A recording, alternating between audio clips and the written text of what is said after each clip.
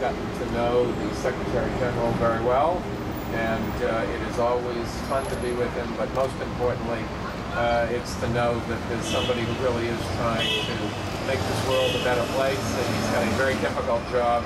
I think he does it as well as anybody could possibly do it, and we owe a great debt of gratitude to him for his willingness to fly around the world and keep us safe and give us a future, so thank you.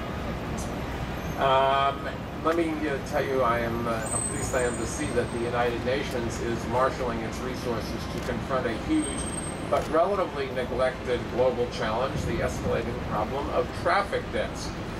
In more than 120 countries joined with the United Nations, more than 120 joined yesterday, to declare the next 10 years as the United Nations Decade of Action for Road Safety.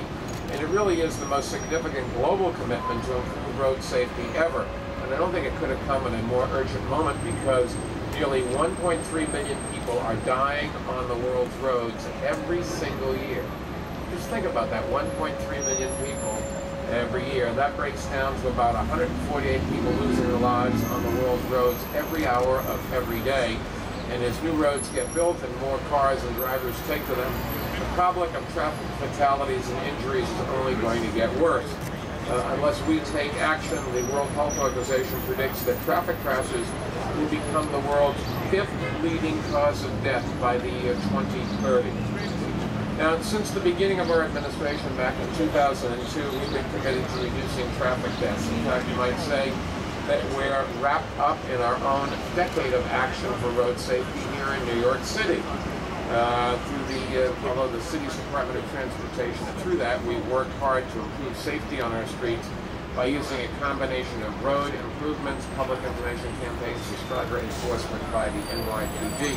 For instance, many of you know we've re-engineered traffic signals and building pedestrian safety medians in areas that have large populations of seniors.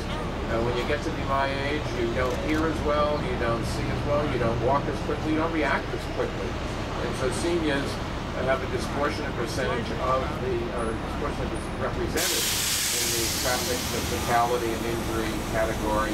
And we're doing everything we can to help our oldest New Yorkers navigate their neighborhoods more safely.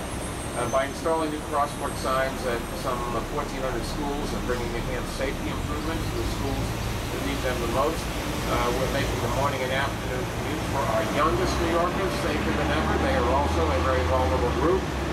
We're installing pedestrian countdown signals at 1,500 intersections to help everyone cross wide and busy streets more safely.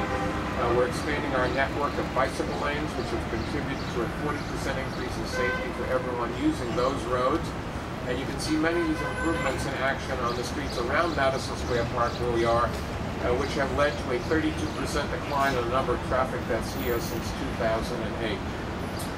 After a decade of action, we are seeing results.